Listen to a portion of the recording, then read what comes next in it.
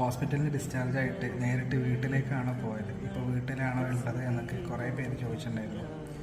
ഞാനിപ്പോൾ ഒരു ഹോം കെയറിലാണുള്ളത്. അന്ന് ഡിസ്ചാർജ് ആയിട്ട് നേരെ ഈ ഹോം കെയറിലേക്കാണ് വന്നത്. ഈ ഹോം കെയർ എടുക്കാൻ കുറച്ച് കാര്യങ്ങളുണ്ട്. ഒരു ഹോം കെയർ എന്നതിലുപരി ഒരു ആയുർവേദിക് ഹോസ്പിറ്റലും കൂടിയാണ്. അപ്പോൾ വൈഫിൻ്റെ ട്രീറ്റ്മെൻറ്റും കാര്യങ്ങളും ചെയ്യാൻ മാത്രമല്ല, മോളിങ്ങനെ ഒരു ചികിത്സ കഴിഞ്ഞ് വന്നതുകൊണ്ട് തൽക്കാലം വിസിറ്റേഴ്സൊന്നും വേണ്ടെന്നൊക്കെ വിചാരിച്ചിട്ടാണ് ഞാൻ ഹോം കെയർ എടുത്തിട്ടുള്ളത്. മോളുടെ ഇപ്പോഴത്തെ അവസ്ഥ ശരിയായി വരുന്നുണ്ട്. പക്ഷെ അതെല്ലാവരും ദുആ ചെയ്യുക. ഇങ്ങനൊരവസ്ഥ ഒരാൾക്കും ഒരാളുടെ ജീവിതത്തിലും ഇല്ലാതിരിക്കട്ടെ. കുറേ പേര് ആശുപത്രികളിൽ പല രീതിയിലും ബുദ്ധിമുട്ടുണ്ട്.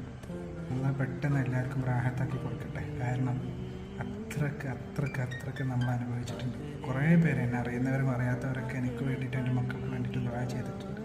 ഇനിയും ദുആ ചെയ്യാം. മോളുടെ അസുഖം ഷിഫാവാനും റാഹത്താവാനും എല്ലാം പൂർണ്ണ ആരോഗ്യത്തോടു കൂടി ഞങ്ങൾ കൂടെ ഉണ്ടാവാനൊക്കെ ദുആ ചെയ്യാം.